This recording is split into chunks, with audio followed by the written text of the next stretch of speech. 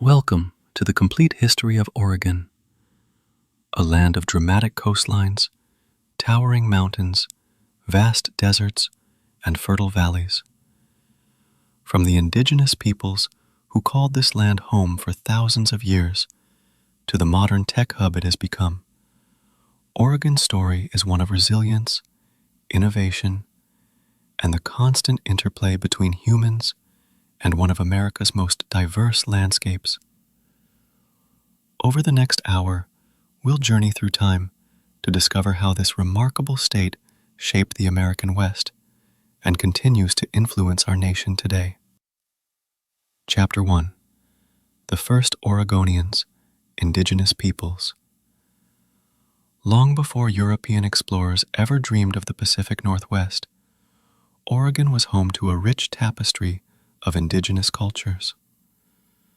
For over 15,000 years, Native American tribes thrived in this diverse landscape, each adapting to their specific environment and developing unique traditions. The coastal peoples. Along Oregon's rugged coastline lived tribes like the Tillamook, Siletz, and Coos. These maritime peoples were master fishermen and whalers, building their lives around the rhythms of the Pacific Ocean. They developed sophisticated techniques for catching salmon during the massive runs that filled Oregon's rivers each year. Their cedar plank houses could accommodate extended families, and their artistic traditions included intricate basketry and woodcarving. The Chinook people controlled the Columbia River, becoming wealthy traders who facilitated commerce between coastal and inland tribes. They developed Chinook Jargon, a trade language that would later be adopted by European and American traders. The Valley Dwellers. In the fertile Willamette Valley lived the Kalapuya people, who had perhaps the most profound impact on Oregon's landscape. Through controlled burning, they maintained vast oak savannas and prairies, creating ideal conditions for hunting deer and elk, while encouraging the growth of camas, a crucial food source. When European settlers arrived, they found what seemed like naturally occurring parkland, but it was actually a carefully managed landscape shaped by indigenous fire practices. The Plateau peoples, east of the Cascades, in the high desert and along the Columbia River, lived tribes like the Warm Springs, Wasco, and Paiute. These peoples were skilled horsemen and traders, moving seasonally between fishing sites along the Columbia and hunting grounds in the mountains. The Columbia River's Celilo Falls was particularly significant. For thousands of years, it served as a major trading center where tribes from across the Pacific Northwest gathered to fish for salmon and exchange goods. The Mountain Peoples. In the rugged Cascade and Blue Mountains lived tribes like the Molalla and various bands of the northern Paiute. These peoples were expert hunters and gatherers, following seasonal patterns that took them from river valleys in winter to high mountain meadows in summer to harvest berries, hunt game, and gather medicinal plants. The indigenous peoples of Oregon had developed sustainable relationships with their environment that lasted millennia. Their population at the time of first European contact is estimated to have been between 150,000 to 200,000 people. This would all change dramatically with the arrival of European diseases and settlers. Chapter 2: First Contact and the Maritime Fur Trade, Spanish and Russian Exploration. The first Europeans to sight the Oregon coast were likely Spanish explorers in the 16th century. Francisco de Ulloa may have reached the southern Oregon coast as early as 1539, though records are unclear. What is certain is that by the 1770s, Spanish expeditions, led by explorers like Juan Perez and Bruno de Heceta, were mapping the Pacific Northwest coast as part of Spain's efforts to secure its Pacific Empire. From the north, Russian fur traders working for the Russian-American Company were pushing south from Alaska, establishing trading posts and seeking valuable sea otter pelts. This convergence of imperial interests would set the stage for decades of international competition over the Oregon Territory. Captain Cook and the Maritime Revolution. The arrival of British Captain James Cook in 1778 marked a turning point.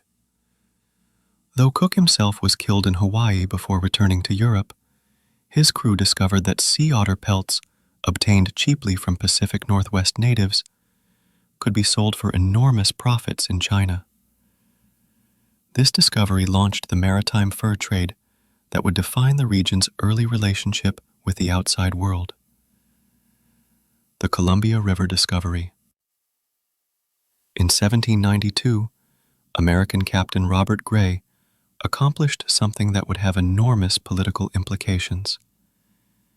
He became the first known person to sail into the Columbia River from Rediviva, and this discovery would later become the basis for American claims to the Oregon Territory. Just months later, British naval officer George Vancouver, working with Lieutenant William Broughton, extensively mapped the Columbia River's lower reaches. The stage was now set for competing claims between Britain and the United States. Impact on indigenous peoples. The maritime fur trade had devastating consequences for coastal tribes. European diseases like smallpox, measles, and influenza swept through indigenous populations who had no immunity to these Old World diseases. Some tribes lost 90% of their population within a few decades. This demographic catastrophe fundamentally altered the balance of power in the region and facilitated later European-American settlement. Chapter 3. The Land-Based Fur Trade Era, Lewis and Clark Expedition. The most famous early American expedition to Oregon was undoubtedly that of Meriwether Lewis and William Clark from 1804 to 1806. Commissioned by President Thomas Jefferson as part of the Louisiana Purchase aftermath, the Corps of Discovery spent the winter of 1805-1806 at Fort Clatsop, near present-day Astoria. The expedition's detailed journals provided Americans with their first comprehensive view of the Oregon Territory's geography, resources, and indigenous peoples. Their reports of abundant beaver populations and the region's agricultural potential would inspire generations of fur traders and settlers. John Jacob Astor and the Pacific Fur Company. Wealthy New York merchant John Jacob Astor recognized Oregon's potential and established the Pacific Fur Company in 1810. The company founded Astoria in 1811, America's first permanent settlement west of the Rocky Mountains. However, during the War of 1812, Astor's men sold the post to the British Northwest Company rather than risk capture, the Hudson's Bay Company era. From 1821 to 1846, the Hudson's Bay Company, under the leadership of Dr. John McLaughlin at Fort Vancouver, effectively governed the Oregon Territory. McLaughlin, known as the Father of Oregon, established a policy of helping American settlers, even though they were technically competitors. His decision to provide supplies and assistance to struggling wagon train immigrants probably saved hundreds of lives and helped establish American presence in the region. The Hudson's Bay Company established an extensive network of trading posts throughout Oregon, including Fort Vancouver, near present-day Portland, Fort Umpqua, and Fort Hall. These posts became centers of commerce and cultural exchange, where French-Canadian voyageurs, British officers, American trappers, and indigenous peoples created a unique, multicultural frontier society. Mountain men and free trappers. Independent American trappers, known as mountain men, also played a crucial role in exploring Oregon. Figures like Jedediah Smith, Joe Meek, and Hugh Glass blazed trails through the Rocky Mountains and mapped previously unknown parts of the Oregon Territory. Their knowledge of geography and relationships with indigenous peoples would prove invaluable to later wagon train guides. The annual rendezvous system, where trappers, traders, and indigenous peoples gathered to exchange furs for manufactured goods, created important meeting points that helped establish trade routes and cultural connections across the American West. Chapter 4: The Oregon Trail and Great Migration. The Promise of Oregon. By the 1830s, reports from missionaries, fur traders, and government explorers had created a powerful image of Oregon in the American imagination. The Willamette Valley was described as an agricultural paradise, with fertile soil, mild climate, and abundant timber. For Americans struggling through economic depression and seeking new opportunities, Oregon represented hope for a fresh start. Early missionary efforts. Protestant missionaries played a crucial role in promoting Oregon settlement. Marcus and Narcissa Whitman established a mission among the Coos people near present-day Walla Walla in 1836. Narcissa Whitman and Eliza Spaulding became the first Euro-American women to cross the continental United States overland. The missionaries' letters back east, published in religious newspapers, provided detailed accounts of the Oregon Territory and helped inspire what would become known as Oregon Fever. The Great Migration begins. The first major wagon train to Oregon left Independence, Missouri in 1843, led by Marcus Whitman and mountain man Bill Sublette. This Great Migration included nearly 1,000 people in about 120 wagons, the largest group to attempt the overland journey to that point. The Oregon Trail they followed was actually a network of routes covering roughly 2,000 miles from Missouri to the Willamette Valley. The journey typically took 4 to 6 months and required careful timing to avoid winter weather in the mountains and ensure adequate grass for livestock. Life on the trail. Traveling the Oregon Trail was one of the great adventures and ordeals of 19th century America. Families had to carefully plan what to bring, as wagon space was limited and every pound mattered. A typical wagon might carry 2,000 pounds of supplies, including flour, bacon, coffee, sugar, salt, ammunition, tools, and spare parts. The daily routine was grueling. Travelers typically rose before dawn, ate a quick breakfast, and began walking. Most people walked rather than rode to save weight on the oxen. They averaged 15 to 20 miles per day when conditions were good. Evening meant setting up camp, cooking dinner, caring for livestock, and preparing for the next day. Women on the trail faced particular challenges, maintaining domestic routines while dealing with primitive conditions. They cooked over open fires, washed clothes in whatever water was available, and often gave birth on the trail with minimal medical assistance. Dangers and challenges. Contrary to popular myth, Indian attacks were relatively rare. Disease was a much greater threat. Cholera epidemics could devastate wagon trains, and accidents were common. River crossings were particularly dangerous, with many drownings occurring at places like the Snake River.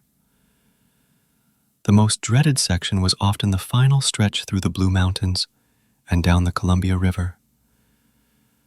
By this point, travelers were exhausted, supplies were running low, and winter weather was approaching. Many families arrived in Oregon destitute, depending on the charity of earlier settlers and the Hudson's Bay Company for survival. The Whitman Massacre and its aftermath. In 1847, a measles epidemic killed many Cayuse children at the Whitman Mission. Some Cayuse, following their traditional belief that medicine men who failed to cure patients should be killed, attacked the mission, killing Marcus and Narcissa Whitman and 11 others. This event, known as the Whitman Massacre, led to the Cayuse War and convinced many Americans that federal protection was needed in Oregon. It became a rallying cry for territorial status and increased military presence. Numbers and impact. Between 1843 and 1869, an estimated 400,000 people traveled west on the Oregon, California, and Mormon trails. Of these, approximately 53,000 came to Oregon Territory. This massive migration transformed the region from a sparsely populated, fur-trading frontier to an agricultural territory with enough population to seek statehood. Chapter 5. Territorial Period and Early Government. The Oregon Question and Joint Occupation. From 1818 to 1846, Britain and the United States jointly occupied the Oregon Territory under an agreement that allowed citizens of both nations to settle and trade freely. This arrangement worked reasonably well when population was sparse, but as American settlement increased, tensions grew. The 1844 presidential campaign featured the slogan, 5440 or fight, referring to the northern boundary of Russian America, Alaska, that some Americans wanted as Oregon's northern border.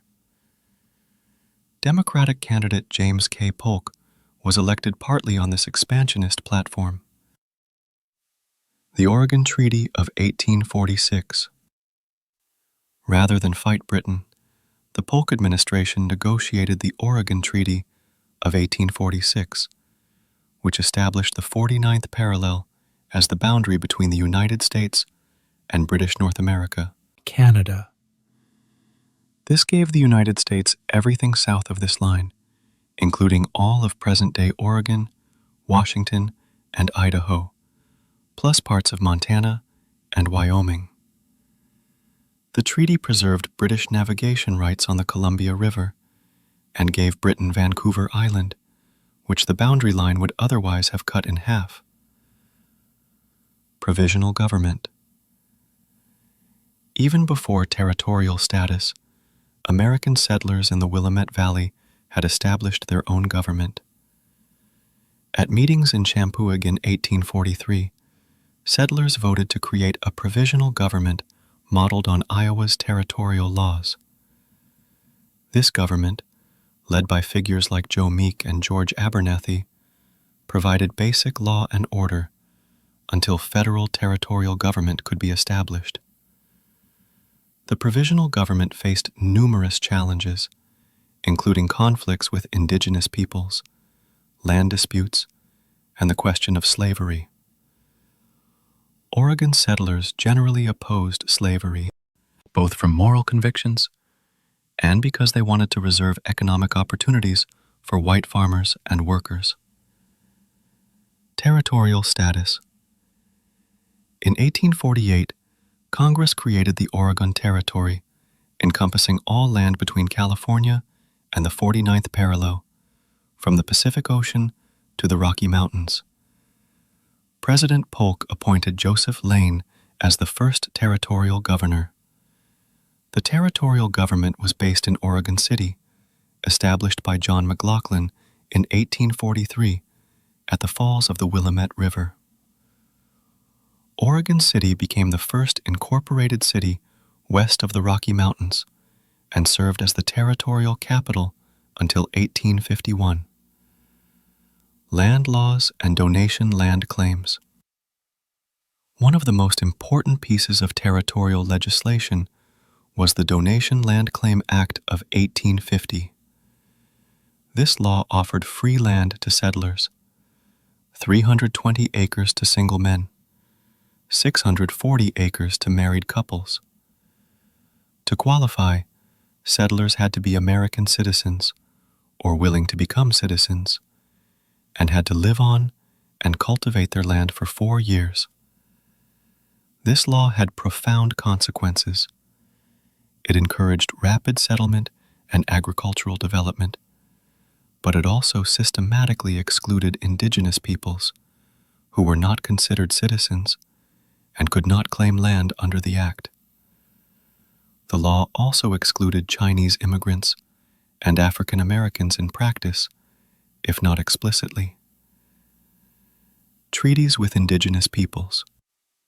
The territorial government negotiated a series of treaties with indigenous tribes, typically exchanging large areas of traditional land for smaller reservations and promises of annuity payments.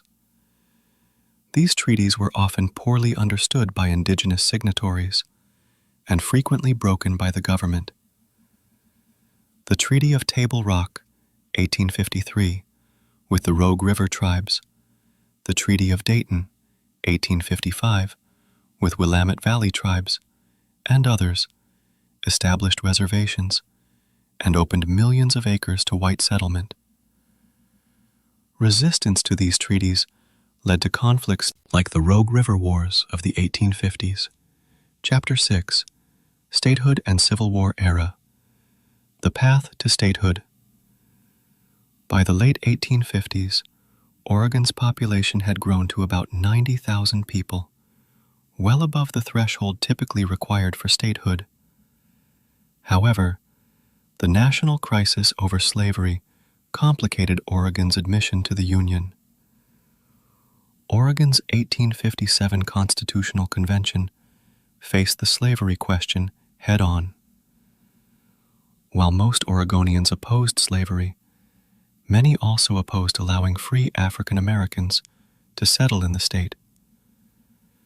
The resulting constitution prohibited slavery, but also included exclusion laws forbidding African Americans from residing in Oregon. Statehood achieved. Despite controversies over the exclusion clauses, Congress admitted Oregon as the 33rd state on February 14, 1859. John Whitaker became Oregon's first governor, and the capital was established in Salem after a contentious competition between several cities. Oregon's admission was part of a complex congressional compromise.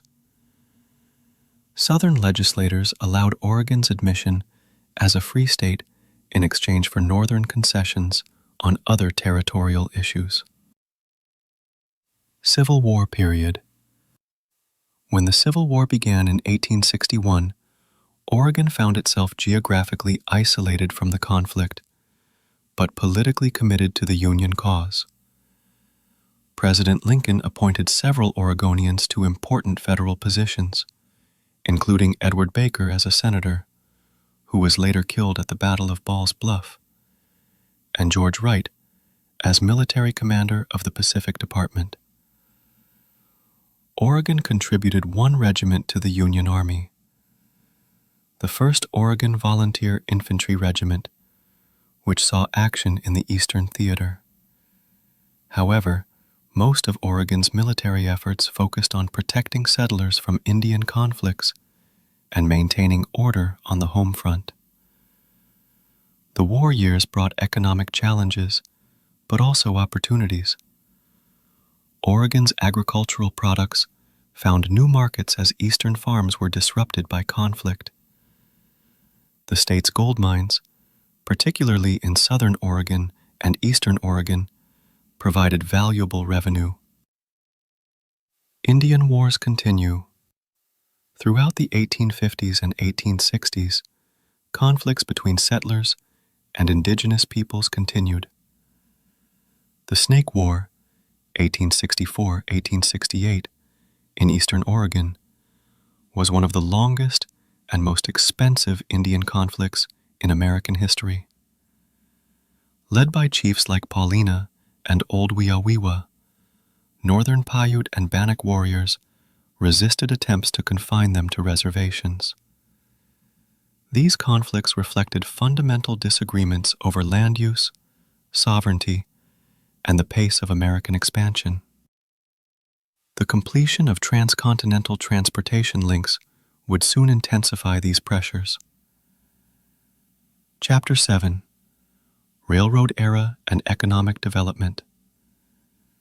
The Transportation Revolution. Oregon's development was profoundly shaped by transportation technology. Before railroads, getting goods to market meant dangerous river navigation or expensive ocean shipping around Cape Horn. The completion of the first transcontinental railroad in 1869 began to change this calculation, but Oregon still needed its own railroad connections. Henry Villard and the Northern Pacific. German immigrant Henry Villard became the key figure in Oregon's railroad development. Through a series of brilliant financial maneuvers, Villard gained control of both river transportation on the Columbia and the Northern Pacific Railroad's western terminus. In 1883, Villard completed the Northern Pacific's connection to Portland, finally linking Oregon directly to eastern markets by rail. The ceremony at Gold Creek, Montana, featured a Golden Spike celebration that rivaled the Transcontinental Railroad's completion. The Oregon and California Railroad, Ben Holiday, known as the Stagecoach King, built the Oregon and California Railroad connecting Portland to California. This line, later acquired by the Southern Pacific Railroad, opened new markets for Oregon products and brought new settlers to the state. Railroad construction required enormous amounts of capital and labor. Chinese workers, many of whom had previously worked on the Central Pacific Railroad, played crucial roles in construction, though they faced discrimination and dangerous working conditions. Impact on agriculture. Railroads transformed Oregon agriculture from subsistence farming to commercial production. Wheat became Oregon's first major cash crop export. The Palouse region of eastern Oregon and Washington became one of the world's most productive wheat-growing areas. The development of refrigerated railroad cars allowed Oregon to export perishable products like apples, pears, and dairy products to distant markets. The Hood River Valley became famous for its apples, while the Rogue River Valley developed a thriving pear industry. Logging industry boom. Oregon's vast forests became accessible to national markets with railroad development. Logging camps and sawmills sprang up throughout western Oregon, creating boomtowns and providing employment for thousands of workers. The industry attracted immigrants from around the world, particularly Scandinavians, whose experience with logging in their home countries made them valuable workers. Finnish, Swedish, and Norwegian communities became important parts of Oregon's cultural landscape. Portland's rise. Railroad connections made Portland the dominant commercial center of the Pacific Northwest. The city's location at the confluence of the Columbia and Willamette Rivers, combined with railroad access, made it the natural hub for regional trade. Portland's population grew from about 8,000 in 1870 to nearly 47,000 in 1890. The city developed distinct neighborhoods, cultural institutions, and a reputation for both commercial success and political corruption. Mining developments. While California's gold rush grabbed headlines, Oregon had its own significant mining boom. Gold discoveries in southern Oregon in the 1850s and eastern Oregon in the 1860s brought thousands of miners and provided important economic stimulus. The mining boom had complex effects on indigenous peoples, as miners often invaded traditional lands and demanded military protection from tribal resistance. Chinese miners, excluded from the best claims by discriminatory laws, often reworked abandoned claims and faced ongoing hostility from white miners. Chapter 8. Turn of the Century and Progressive Era. Population growth and urbanization. By 1900, Oregon's population had reached about 413,000 people. Portland had become a major Pacific Coast city with over 90,000 residents. The state was becoming increasingly urban, with important cities like Salem, Eugene, and Medford serving regional economies. Immigration continued to diversify Oregon's population. In addition to established communities of Chinese, Japanese immigrants began arriving in significant numbers, often facing similar discrimination, but establishing important communities in Portland and rural areas. The Progressive Movement. Oregon became a leader in progressive-era reforms. Under the leadership of figures like William S. Uren, Oregon pioneered several democratic innovations that were later adopted by other states. The Oregon system included the initiative process, allowing citizens to propose laws directly, the referendum, allowing citizens to vote on laws passed by the legislature, and the recall, allowing citizens to remove elected officials from office. These reforms were designed to reduce the power of corporate interests and corrupt politicians. Labor movement. Oregon's growing industrial economy led to increased labor organization. The state experienced significant strikes in logging, mining, and transportation industries. The Industrial Workers of the World, IWW, found support among Oregon's timber workers and agricultural laborers. The 1912 lumber strike in the Pacific Northwest involved Oregon workers demanding better wages and working conditions. These labor conflicts reflected broader tensions between capital and labor during rapid industrialization. Women's suffrage. Oregon granted women the right to vote in 1912, 8 years before the 19th Amendment extended suffrage nationally. Abigail Scott Duniway led the Oregon suffrage movement, arguing that women's votes were needed to support prohibition and moral reform. The suffrage victory reflected broader changes in women's roles as they increasingly worked outside the home and participated in civic organizations and reform movements. Prohibition movement. Oregon was among the early states to adopt prohibition, banning alcohol sales in 1914. The prohibition movement reflected concerns about alcohol's effects on families and communities, but enforcement proved difficult and created new problems with bootlegging and organized crime. World War I. Impact. World War I brought both opportunities and challenges to Oregon. Shipbuilding became a major industry, with Portland yards producing vessels for the war effort. Agricultural products found new markets as European production was disrupted. However, the war also brought anti-German hysteria and suspicion of anyone considered un-American. Socialist leaders and IWW members faced persecution, and German-American communities experienced discrimination. Chapter 9. The Interwar Years and Great Depression, Economic Boom and Bust.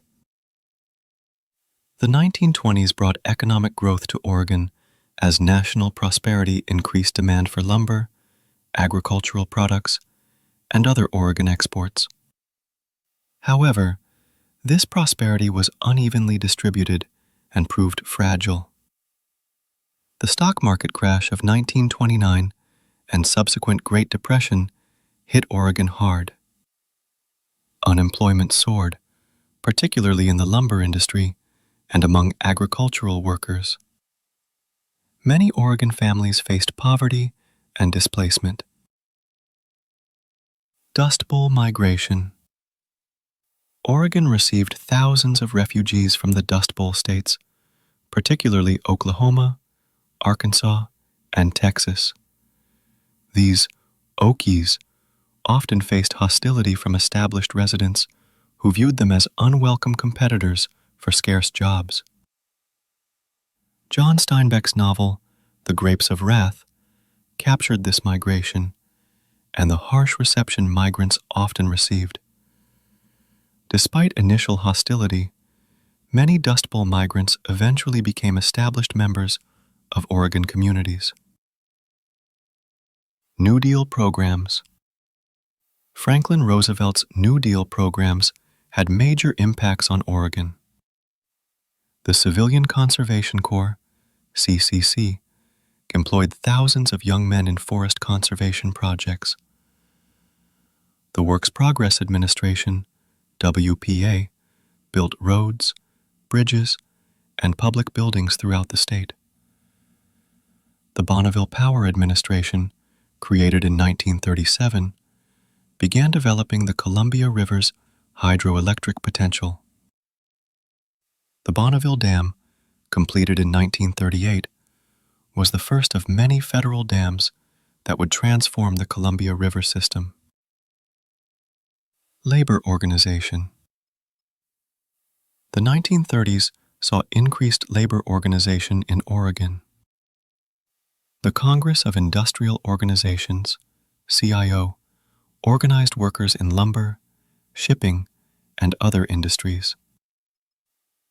The 1934 West Coast waterfront strike significantly affected Portland's port operations. The growth of organized labor led to important gains in wages and working conditions, but also created tensions with employers and conservative politicians. Cultural developments. Despite economic hardship, the 1930s saw important cultural developments in Oregon. The WPA supported artists, writers, and musicians through federal arts projects. Oregon began developing its reputation for outdoor recreation and environmental awareness. The Oregon Shakespeare Festival, founded in Ashland in 1935, began what would become one of the nation's premier theater festivals.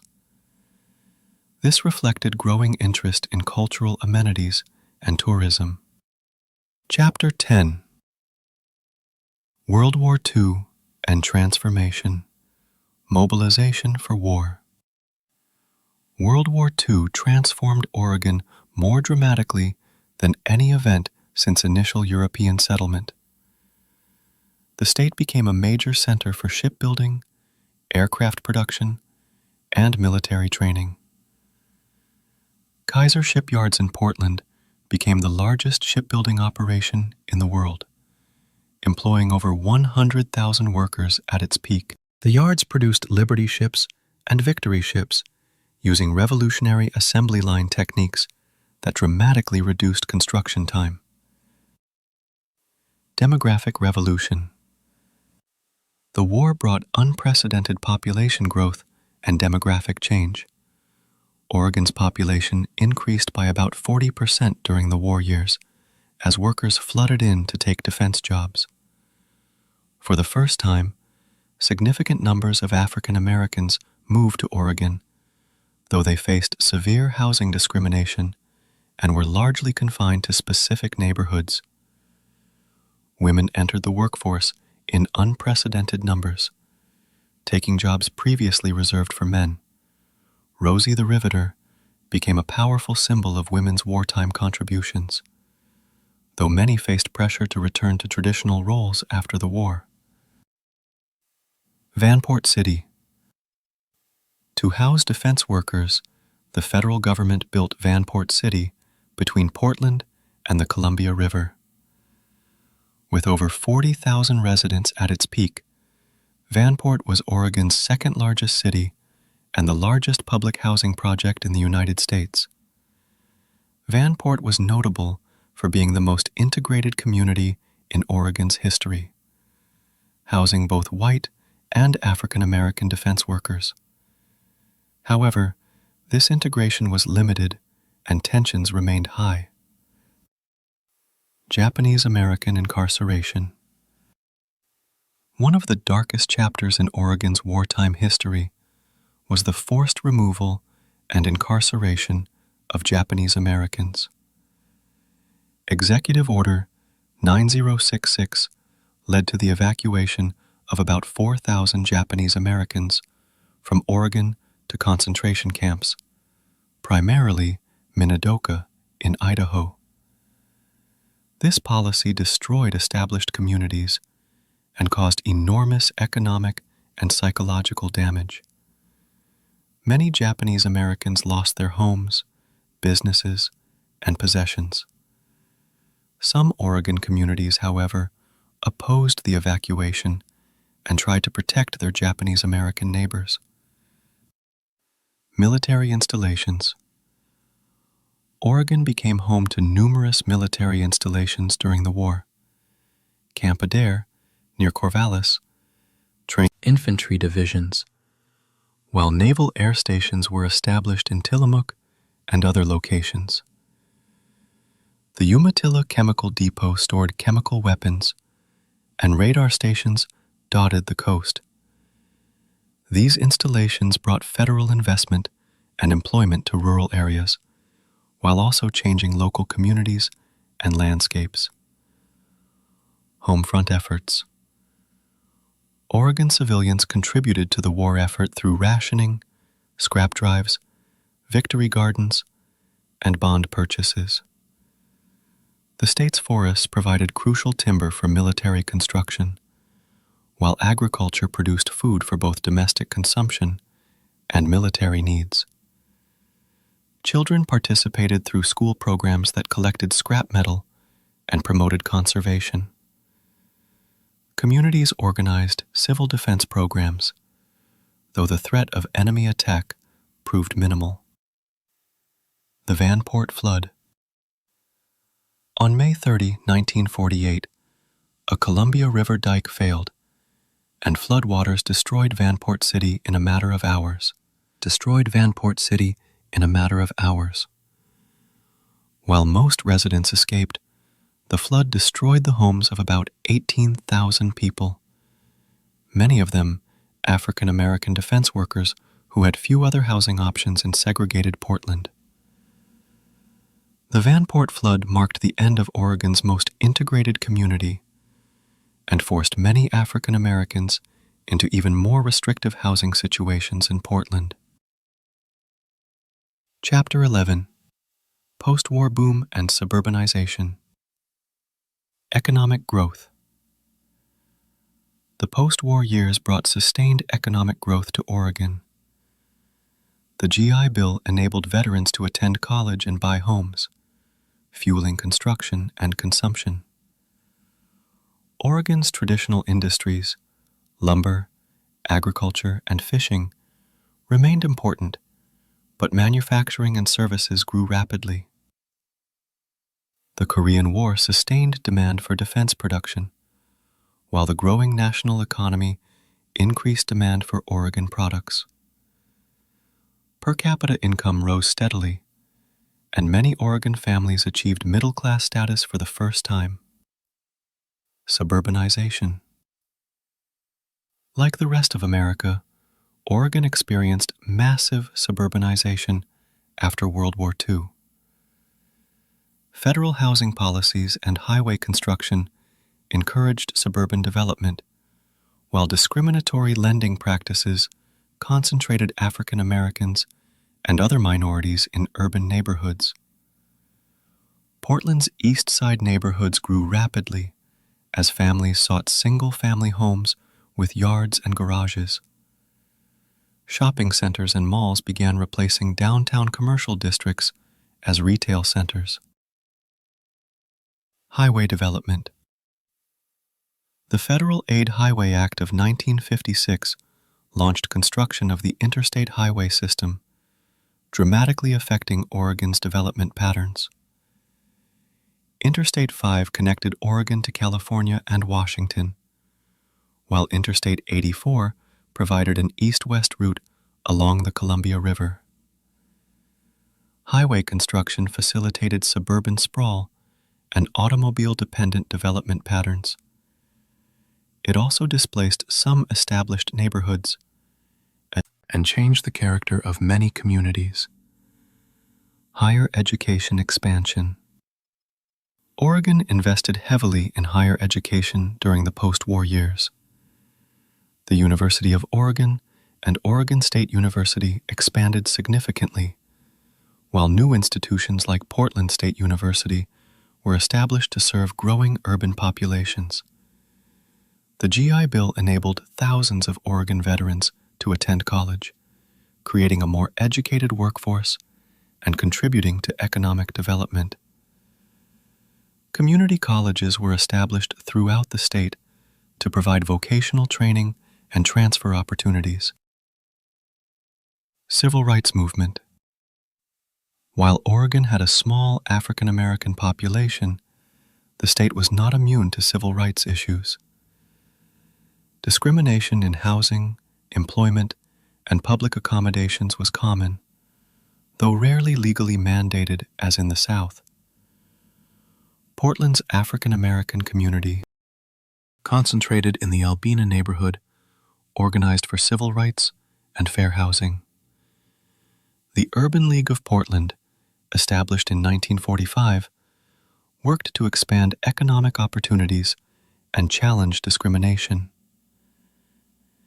Environmental awareness. The post-war years saw growing awareness of environmental issues in Oregon. Pollution from paper mills and other industries became increasingly visible, while suburban sprawl threatened forests and farmland. The Oregon Beaches Bill of 1967, championed by Governor Tom McCall, established public ownership of all ocean beaches, a pioneering environmental protection measure that became a model for other states. Chapter 12. The Tom McCall Era and Environmental Leadership, Governor Tom McCall. Tom McCall, who served as Oregon's governor from 1967 to 1975, became one of the most influential figures in the state's modern history. A former television journalist, McCall combined environmental protection with economic development and became a national symbol of progressive governance. McCall's famous quote, "Come visit us again and again, but for heaven's sake, don't come here to live," captured his ambivalent attitude toward growth and his commitment to preserving Oregon's quality of life. Landmark environmental legislation. Under McCall's leadership, Oregon passed several pioneering environmental laws. The Bottle Bill, 1971, was the nation's first container deposit law, requiring deposits on beverage containers to encourage recycling and reduce litter. Despite fierce industry opposition, the law proved highly successful and was copied by other states.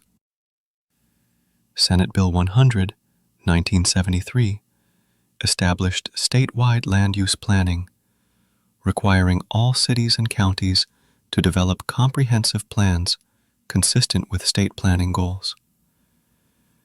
This law aimed to preserve farmland and forests while directing development to urban areas. The Willamette River cleanup involved massive investment in sewage treatment facilities to restore water quality in Oregon's most important river. The project demonstrated that even heavily polluted waterways could be restored through determined effort. Beach Bill and public access. The 1967 Beach Bill ensured public ownership and access to all of Oregon's ocean beaches, from the low tide line to the vegetation line. This law prevented the privatization of beaches that had occurred in other coastal states and maintained public access to one of Oregon's greatest natural resources. The Beach Bill was partly inspired by a controversy over the surf sand motel's attempt to restrict public access to their beach. McCall and the legislature decided that Oregon's beaches belong to all Oregonians, not just wealthy property owners. Urban growth boundaries.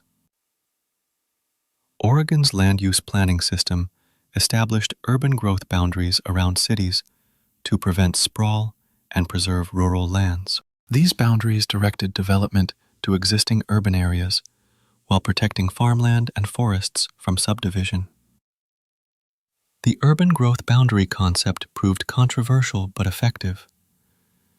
While some criticized it for restricting development and increasing housing costs, it succeeded in preserving Oregon's rural character and natural landscapes. The Rajneeshpuram controversy. One of the most bizarre episodes in Oregon history occurred in the 1980s when followers of Indian guru Bhagwan Sri Rajneesh purchased a large ranch in Wasco County and attempted to create a new city called Rajneeshpuram. The controversy involved conflicts over land use laws, religious freedom, voting rights, and criminal activity. The Rajneeshis were eventually accused of voter fraud, wiretapping, and bioterrorism before their community collapsed in 1985. Economic challenges. The 1970s and early 1980s brought economic difficulties to Oregon. The timber industry faced increased competition from southern states and foreign producers, while environmental regulations limited logging on federal lands. High unemployment and population outmigration led to concerns about Oregon's economic future. The state struggled to diversify its economy beyond traditional natural resource industries. Chapter 13: High-Tech Revolution and Modern Oregon. Silicon Forest Emergence. In the 1970s and 1980s, Oregon began attracting high-technology companies, earning the nickname Silicon Forest. Companies like Intel, Nike, and Tektronix established major operations in the Portland area, drawn by the educated workforce, quality of life, and pro-business policies. Intel's decision to locate major facilities in Hillsboro marked a turning point in Oregon's economic development. The company became one of the state's largest private employers and attracted numerous suppliers and competitors to the region. Nike's global rise. Founded in 1964 as Blue Ribbon Sports by University of Oregon track coach Bill Bowerman and former runner Phil Knight, Nike became one of Oregon's most famous companies. The company's innovative marketing and product design helped create the modern athletic footwear industry. Nike's global success demonstrated Oregon's potential in creative industries and international business. The company's Beaverton headquarters became a symbol of Oregon's transformation from a resource-based to a knowledge-based economy. Economic diversification. The high-tech boom helped Oregon reduce its dependence on traditional industries. While timber, agriculture, and fishing remained important, technology companies, recreational equipment manufacturers, and service industries became increasingly significant. Portland's weird culture and commitment to livability attracted young professionals and creative workers. The city became known for its food scene, craft breweries, music venues, and environmental consciousness. Population growth and change. Oregon's population grew rapidly in the 1990s and 2000s, increasing from about 2.8 million in 1990 to over 4 million by 2015. Much of this growth came from domestic migration, particularly from California, leading to tensions over housing costs and development pressure. The new residents were typically well-educated and environmentally conscious, reinforcing Oregon's reputation as a progressive state. However, rapid growth also created challenges for infrastructure, housing affordability, and environmental protection. Political evolution. Oregon developed a reputation as a reliably democratic state in national elections, though politics remained competitive at the state and local levels. The state pioneered vote-by-mail elections and supported progressive policies on issues like assisted suicide, marijuana legalization, and LGBTQ+ rights. The Death with Dignity Act, 1997, made Oregon the first state to legalize physician-assisted suicide for terminally ill patients. This controversial law reflected Oregonians' commitment to individual choice and limited government interference in personal decisions. Urban-rural divide.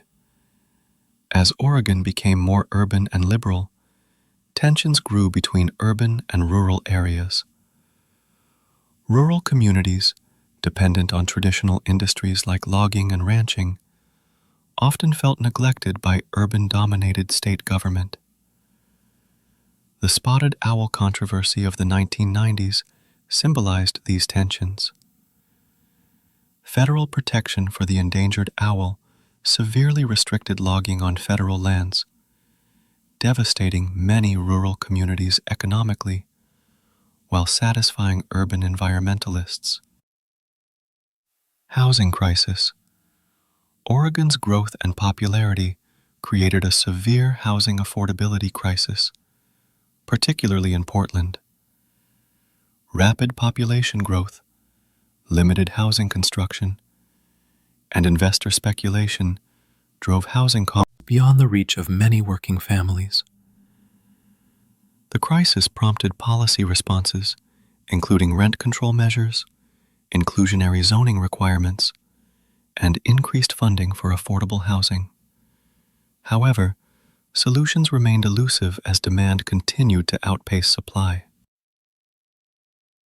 Climate change response. Oregon emerged as a leader in climate change policy, setting ambitious goals for reducing greenhouse gas emissions and transitioning to renewable energy. The state invested heavily in wind and solar power while promoting energy efficiency and electric vehicle adoption. The 2020 wildfires, which burned over 1 million acres and destroyed thousands of homes, highlighted Oregon's vulnerability to climate change and intensified discussions about forest management and fire prevention. Chapter 14. Contemporary Challenges and Opportunities. COVID-19 Pandemic Impact. The COVID-19 pandemic profoundly affected Oregon, as it did the entire world. The state's early, aggressive response, including some of the nation's strictest lockdown measures, helped control virus spread, but created economic hardship for businesses and workers. The pandemic accelerated existing trends toward remote work and highlighted inequalities in healthcare, education, and economic opportunity. Many Oregon businesses adapted by embracing online sales and outdoor dining, while others struggled or closed permanently. Racial justice and social movements. The 2020 protests following George Floyd's murder brought renewed attention to racial justice issues in Oregon. Portland became a focal point for both peaceful protests and violent confrontations, drawing national attention to the city's progressive reputation and complex racial history. The protests highlighted Oregon's troubling history of racial exclusion and ongoing disparities in education, healthcare, criminal justice, and economic opportunity. They sparked new conversations about systemic racism and the need for structural change.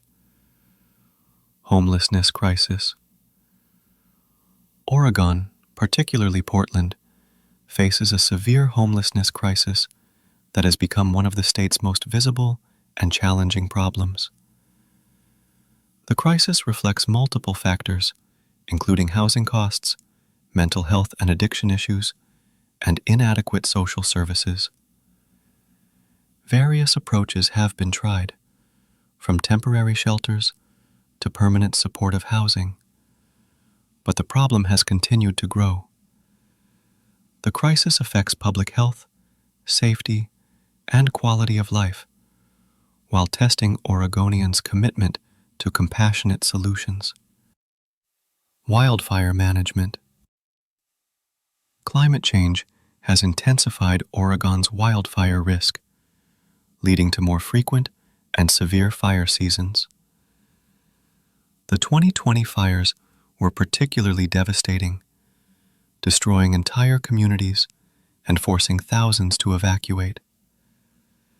The state is grappling with how to balance fire prevention, forest management, and community protection while addressing the underlying climate factors that increase fire risk.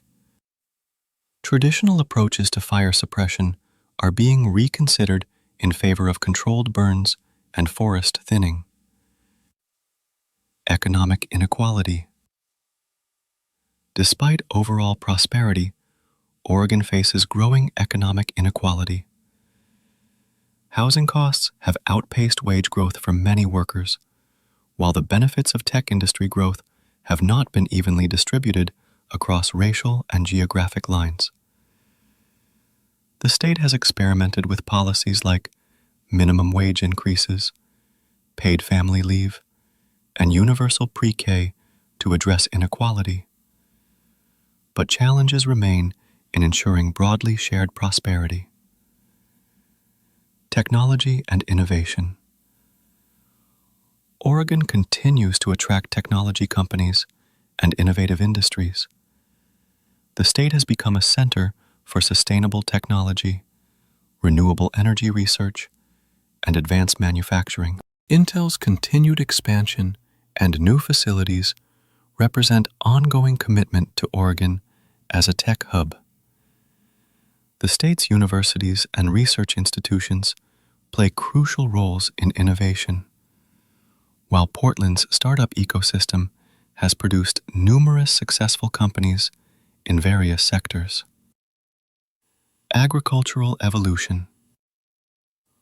Oregon agriculture continues to evolve, with new crops and markets emerging alongside traditional ones. Wine production has become a major industry, with Oregon wines gaining international recognition. Cannabis legalization created a new agricultural sector, though market challenges have affected many producers. Climate change poses challenges for traditional crops, while creating opportunities for others.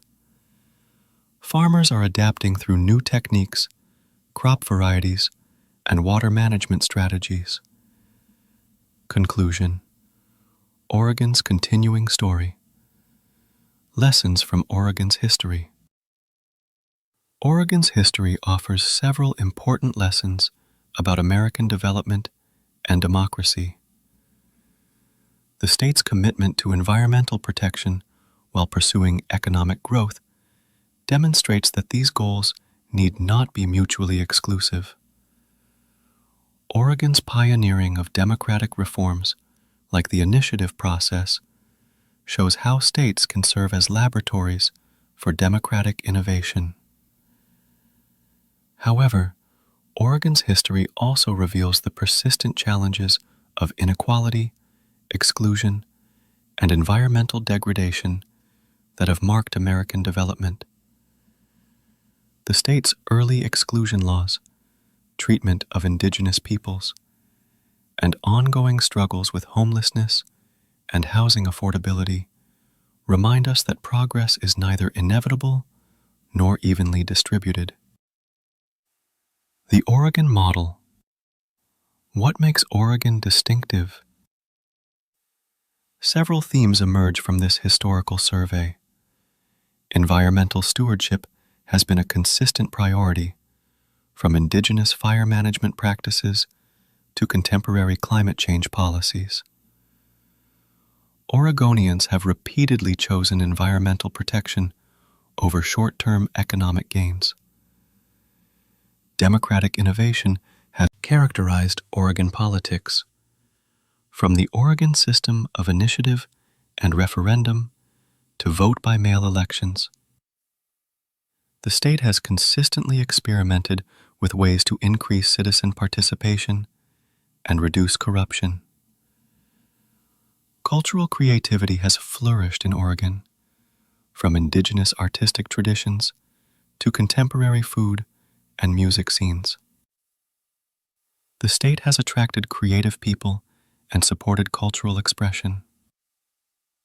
Pragmatic progressivism describes Oregon's political approach, generally liberal on social issues, but pragmatic about economic development and governance. This has enabled bipartisan cooperation on many issues. Current challenges. Today's Oregon faces familiar challenges in new forms. How can the state manage growth while preserving livability? How can economic opportunity be extended to all residents? How can environmental protection be balanced with housing and transportation needs?